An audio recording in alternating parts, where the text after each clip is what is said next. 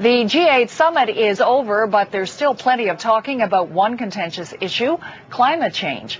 Developing countries are making it clear they don't like the plan laid out by Prime Minister Stephen Harper and the rest of the G8 leaders. It calls for worldwide greenhouse gas emissions to be cut in half by 2050.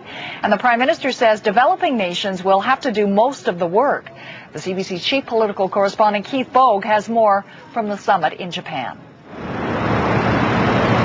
Developing countries such as India and China that don't have hard targets for cutting greenhouse gas emissions are ignoring basic realities of the climate change challenge, says Stephen Harper. In a news conference at Lake Toyaka this morning, he told reporters it's not difficult to see why.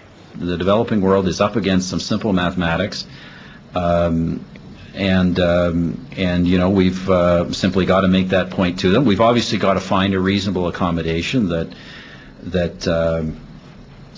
respects different economic circumstances. The simple math, says Harper, is this. Developing countries will be responsible for a lot more greenhouse gas emissions than developed countries in future, so they're going to have to cut their emissions if the world is to achieve its GHG reduction targets by the middle of the century.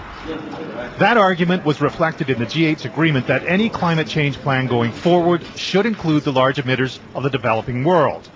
It's an argument that has not been received well by developing countries. India, China, Mexico, Brazil, and South Africa, all invited guests at the G8.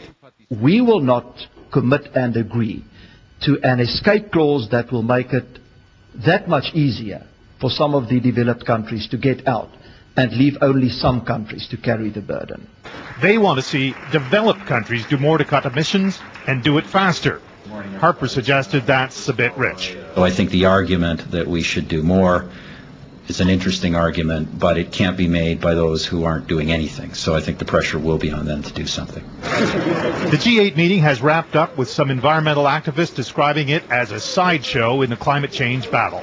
They say the United States, Japan, and Canada blocked attempts at more serious commitments on climate change. Keith Bogue, CBC News, at the G8 meeting in Lake Toyaka, Japan.